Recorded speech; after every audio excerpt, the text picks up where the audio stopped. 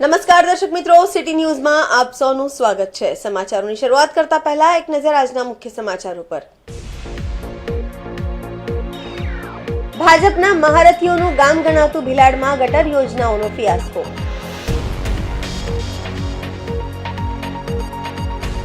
વલસાડ નગરપાલિકાના નવા પ્રમુખ તરીકે માલતીબેન ટંડેલ, ઉપપ્રમુખ તરીકે આશુતોષ મિશ્રાનો વિજય।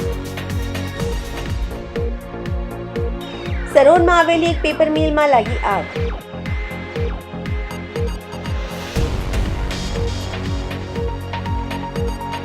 દમણમાં એક સ્વિમિંગ પુલમાં વલસાડના યુવકના મોતના મામલો સામે આવ્યો।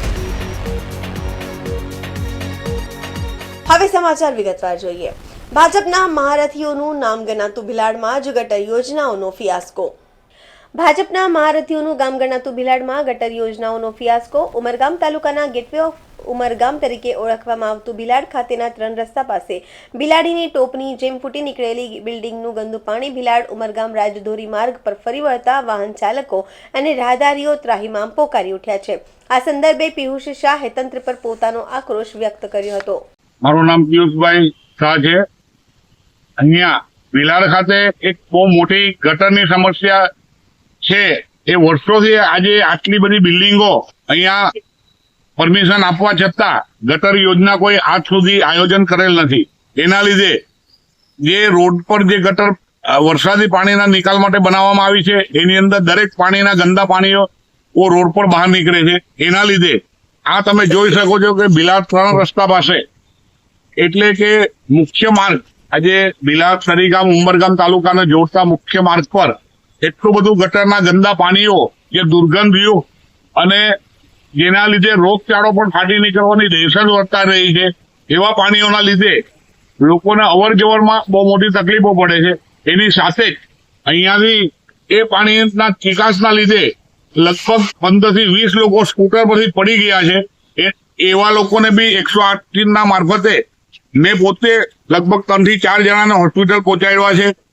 આજે કોઈકનું જીવન આ જોખમી પાણીના લીધે કે આ રોગચાળાના લીધે કોઈનું જીવન નું કંઈક મૃત્યુ થાય તો એના માટે જવાબદાર અધિકારીઓ કોણ રહેશે? અને એના માટે આ તમામ અધિકારીઓ લાગતા વળગતા ગ્રામ પંચાયત, લાગતી વળગતી તાલુકા પંચાયત, જિલ્લા પંચાયત અને માર્ગ મકાનના અધિકારીઓને પણ આ વસ્તુ ધ્યાન પર આવતી નથી। અને આટલું મોટું દૂષણ આ ભિલાડને કેમ, તો એના માટે એનું સાંભળનાર કોણ?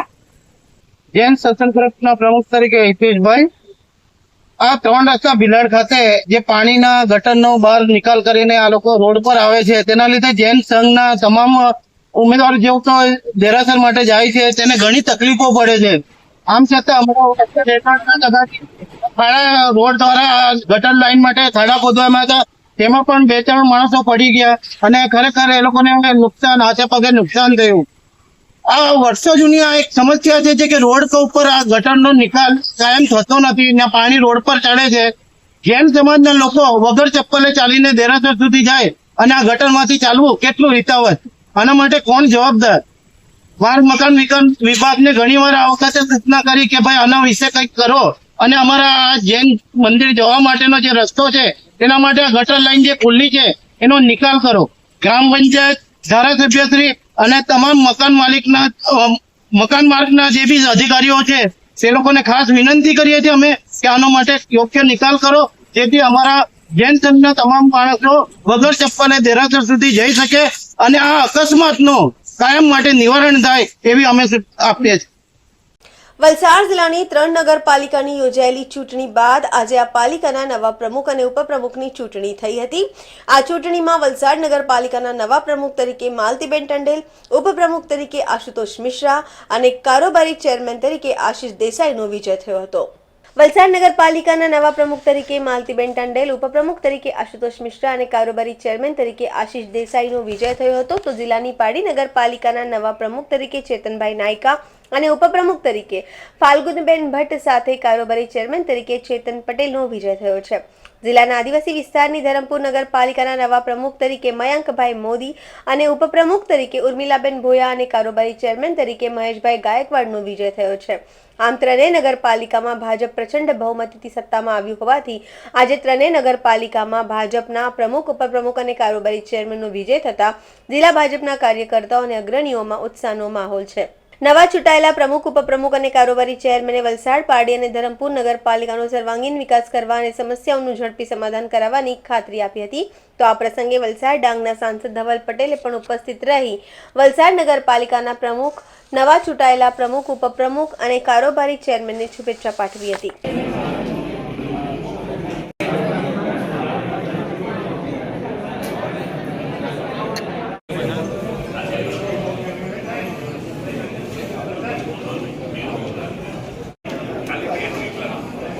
પછાડી આવો પોતે આગળ જાય પાછું.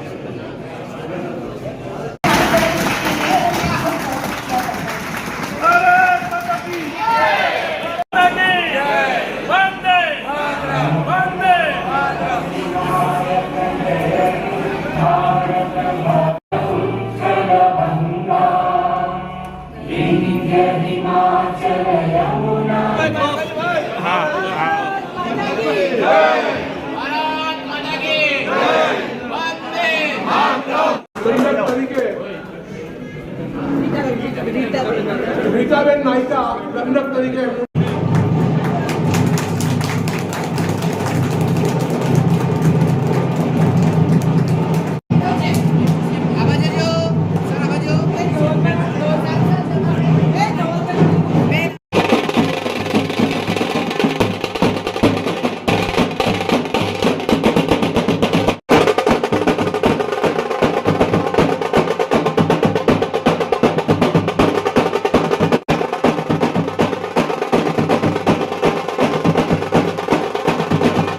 આજે ભારતીય જનતા પાર્ટી અને વલસાડ માટે એક મોટો ઐતિહાસિક દિવસ છે, કારણ કે વલસાડ, પાડી અને ધરમપુર નગરપાલિકામાં ભારતીય જનતા પાર્ટીની ઐતિહાસિક જીત થઈ છે.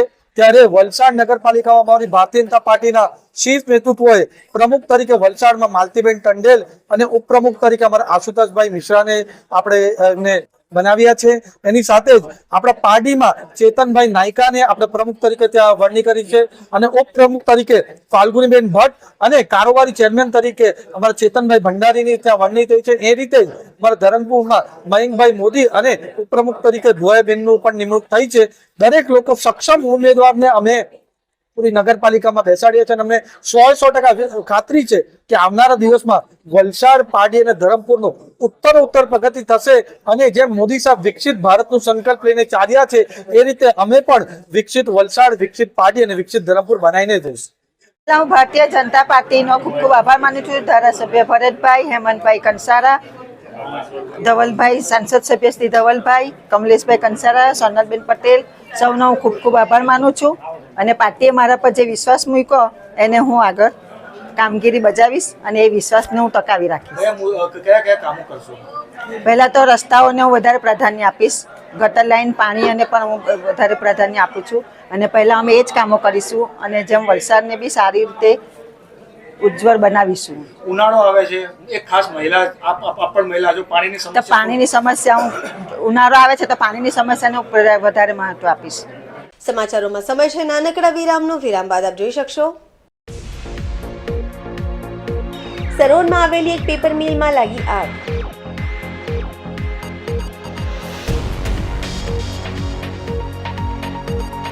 દમણમાં એક સ્વિમિંગ પુલમાં વલસાડના યુવકના મોતના મામલો સામે આવ્યો.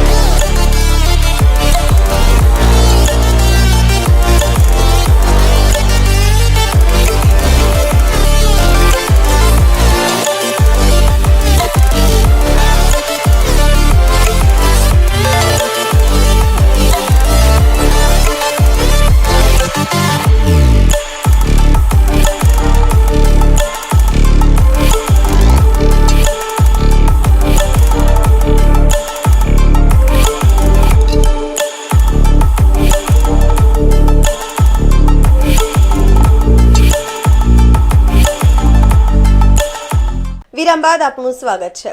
વલસાડના સરોનમાં આવેલી એક પેપર મિલમાં લાગી આગ. વહેલી સવારે પેપર ટ્રી નામની એક પેપર મિલમાં આગ લાગતા દોડધામ મચી ગઈ હતી.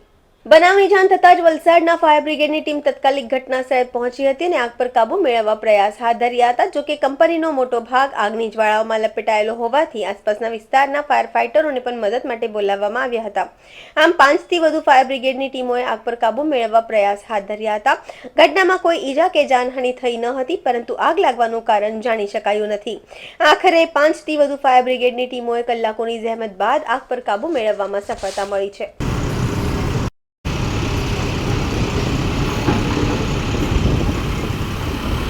સિલવાસા નગરપાલિકાના અધ્યક્ષા શ્રીમતી રજની શેટ્ટીએ માનનીય પ્રધાનમંત્રી નરેન્દ્ર મોદીની આગામી मुलाकात અંગે એક મહત્વपूर्ण संदेश આપ્યો છે. नमस्कार. जैसे कि आप सब जानते हैं, हमारे माननीय प्रशासक श्री प्रफुल्ल पटेल जी के अथक प्रयासों से हमारे प्रिय प्रधानमंत्री श्री नरेंद्र मोदी जी फिर एक बार सिलवासा आ रहे हैं. वो जितनी बार भी सिलवासा आए हैं, उन्होंने कुछ न कुछ हमें भेंट दी है. इस बार उनके आगमन से सिलवासा को एक आधुनिक तकनीक से लैस नमो हॉस्पिटल भेंट में मिलने जा रही है. तो हमारे पास ये एक सुनहरा अवसर है कि हम हमारे आदरणीय प्रधानमंत्री जी का धन्यवाद करें. तो मैं रजनी शेट्टी नगर पालिका की अध्यक्षा आप सबसे रिक्वेस्ट करती हूँ कि भारी संख्या में एकदम हर्ष उल्लास से प्रधानमंत्री जी का धन्यवाद करने के लिए 7 मार्च को साइली स्टेडियम पर आप पधारें और उनका धन्यवाद करें. मैं आपको ये भी बताना चाहती हूँ कि वहाँ पर आपके लिए पानी की व्यवस्था, खाने की व्यवस्था, टॉयलेट्स की व्यवस्था एवं एम्बुलेंस की व्यवस्था भी रखी गई है. तो आपको कोई चीज़ की परेशानी ना हो, इस चीज़ का प्रशासन ने पूरा ध्यान रखा है. तो मैं आपसे रिक्वेस्ट करती हूँ कि आप अपनी उपस्थिति दर्ज कराकर इस कार्यक्रम को सफल बनाएं. धन्यवाद. માનનીય વડાપ્રધાન શ્રી નરેન્દ્ર મોદીજીના દાદરાનગર હવેલીમાં આગમનને લઈ જોશથી તૈયારીઓ ચાલી રહી છે. જ્યારે ચુનાવેલા પ્રતિનિધિઓએ મોદીજીના પ્રોગ્રામમાં આવવા માટે લોકોને આહવાન કર્યું છે. મોદીજીએ ચૂંટણી સમયે જે વાતો કરી હતી તેનાથી પણ મોટી ભેટ પ્રદેશના લોકોને મળી છે. નમો મેડિકલ કોલેજ તેમજ હોસ્પિટલ તેમજ સ્ટેડિયમ ગ્રાઉન્ડ જેવા અનેક કાર્ય પ્રશાસક પ્રફુલ્લ પટેલના નેતૃત્વમાં પ્રદેશમાં ખૂબ જ ઝડપી રીતે બન્યા હતા. આવનારી 7 ફેબ્રુઆરીના રોજ માનનીય પ્રધાનમંત્રી શ્રી નરેન્દ્રભાઈ મોદીજી દાદરાનગર હવેલીના મુલાકાત લેશે અને વિવિધ કાર્યોનું લોકાર્પણ પણ કરશે. નમસ્કાર, હું સુનીતાબેન હલપતિ, જિલ્લા પંચાયત મેમ્બર. મને જણાવતા આનંદ થાય કે આપણા દેશના યશસ્વી વડાપ્રધાન શ્રી નરેન્દ્રભાઈ મોદી આપણા સેલવાસ પ્રદેશમાં આગમન થઈ રહ્યું છે એમનું.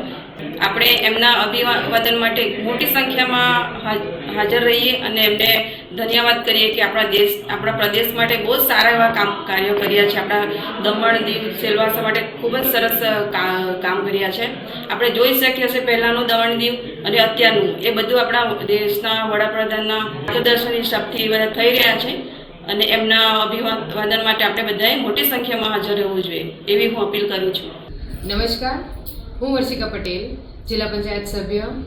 આપ સૌને જણાવતા આનંદ થાય છે કે આપણા દેશના યશસ્વી પ્રધાનમંત્રી શ્રી નરેન્દ્ર મોદીજીનું સેલવાસામાં આગમન થઈ રહ્યું છે.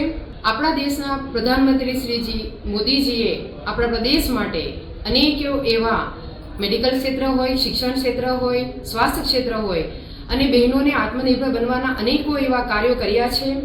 તો આપણે બધાએ ભેગા મળીને એમના અભિવાદન માટે જવું જોઈએ. સિલવાસામાં 7 માર્ચ આપણા યશસ્વી પ્રધાનમંત્રીજીનું આગમન થઈ રહ્યું છે. તો આપણે બધાએ મોટી સંખ્યામાં જઈએ અને એમનું અભિવાદન કરીએ. ધન્યવાદ. સમાચારોમાં ફરી સમય છે નાનકડા વિરામનો. વિરામ બાદ આપ જોઈ શકશો. દમણમાં એક સ્વિમિંગ પુલમાં વલસાડના યુવકના મોતના મામલો સામે આવ્યો.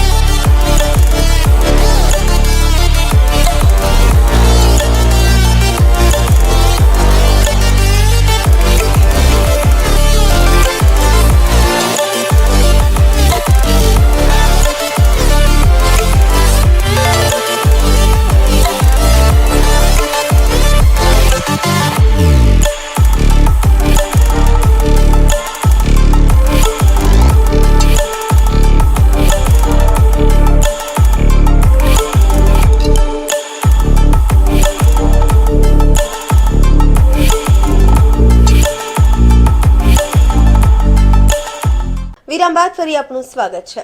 દમણના એક સ્વિમિંગ પુલમાં વલસાડના યુવકના મોતનો મામલો સામે આવ્યો છે. સમગ્ર ઘટનાના સીસીટીવી પણ સામે આવ્યા છે. વલસાડના રખોડિયા તલાવના પ્રકાશ ઉર્ફ પીસી પટેલ તેના મિત્રો સાથે દમણ ફાર્મ હાઉસ ગયા હતા. મિત્રો સ્વિમિંગ પુલમાં નહાવા પડ્યા હતા. સ્વિમિંગ પુલના પાણીમાં લાંબો સમય સુધી કોણ રહી શકે તેવી શરત પણ લાગી હતી. 3 મિત્રોએ ડૂબકી લગાવી હતી. 2 મિત્રો બહાર આવી ગયા હતા, પરંતુ પ્રકાશ પટેલ લાંબા સમય સુધી પાણીમાંથી બહાર નહીં આવતા મિત્રોએ પાણીમાંથી શોધી બહાર કાઢ્યા હતા. CPR આપી બચાવવા પ્રયાસ કર્યા હતા. જો કે હોસ્પિટલમાં ખસેડતા તબીબોએ પ્રકાશ પટેલને મૃત જાહેર કર્યા. દમણના સ્વિમિંગ પુલમાં મોતની ડૂબકીનો લાઈવ વિડીયો સામે આવ્યો છે. સમાચાર પૂરા કરતા પહેલા એક નજર આજના મુખ્ય સમાચારો પર. ભાજપના મહારથીઓનું ગામ ગણાતું ભિલાડમાં ગટર યોજનાઓનો ફિયાસ્કો.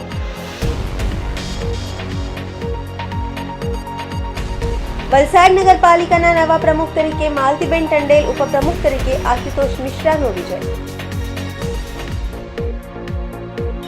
સરોડમાં આવેલી એક પેપર મિલમાં લાગી આગ.